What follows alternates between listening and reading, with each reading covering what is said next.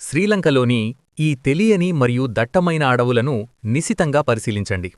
కలియుగంలో కూడా బజరంగబలి ప్రత్యక్షంగా కనిపించే ప్రదేశమిది. హనుమంతుడు హిమాలయాలలో ఉన్నాడని మనమందరం నమ్ముతాము. కాని ఒక రహస్య వాగ్దానాన్ని నెరవేర్చడానికి అతను ఈ అడవులలో నివసించే కొంతమందిని కలవడానికి వస్తాడు. ఆ వ్యక్తులెవరు? మరియు వారితో హనుమంతుని సంబంధమేమిటి? ఈ నిజం మీ వెన్నులో వణుకు పుట్టిస్తుంది. హనుమంతుడు మొదట రాముడి ఉంగరంతో లంకకు తల్లి సీతను కలవడానికి వచ్చినప్పుడు కథ ప్రారంభమవుతుంది. సందేశం అందించిన తర్వాత రావణుడి బలాన్ని పరీక్షించడానికి అతను అశోకవాటికను నాశనం చేయడం ప్రారంభించాడు. ఇది రావణుడి సైనికులలో భయాందోళనలకు కారణమైంది.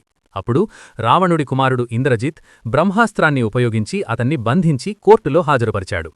అక్కడ అతన్ని అవమానించడానికి రావణుడు తన తోకకు నిప్పంటించాడు.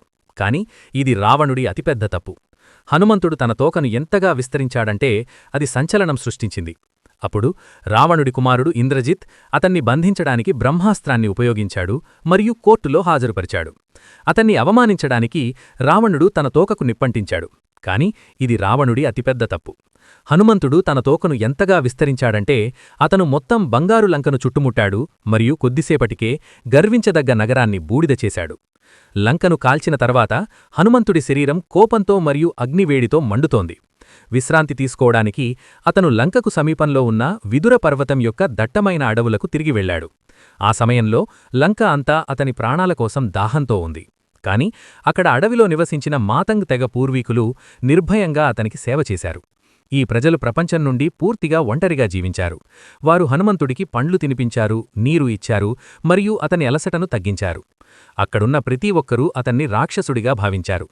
ఈ అటవీ నివాసుల నిస్వార్థ ప్రేమను చూసి హనుమంతుడు భావోద్వేగానికి గురయ్యాడు. తిరిగి వచ్చే ముందు అతను ఈ తెగకు ఒక వాగ్దానం చేశాడు. అతనిలా అన్నాడు: నేను నిన్ను విడిచిపెట్టను. నేను తిరిగి వచ్చి మీ ప్రతి కొత్త తరానికి బ్రహ్మజ్ఞానాన్ని ప్రసాదిస్తానని వాగ్దానం చేస్తున్నాను. ఆ వాగ్దానాన్ని నెరవేర్చడానికి హనుమంతుడు ఇప్పటికీ ఇక్కడికి వస్తాడు. హనుమంతుడు ప్రతి 41 సంవత్సరాలకోసారి ఇక్కడ కనిపిస్తాడని చెప్పబడింది. అతను చివరిసారిగా 2014లో ఈ తెగ ముందు కనిపించాడు మరియు 2050లో తిరిగి వస్తాడు. బజరంగబలి ఇప్పటికీ మన మధ్య ఉన్నాడని మీరు కూడా విశ్వసిస్తే దయచేసి వ్యాఖ్యలలో జై శ్రీరామ్ అని రాయండి.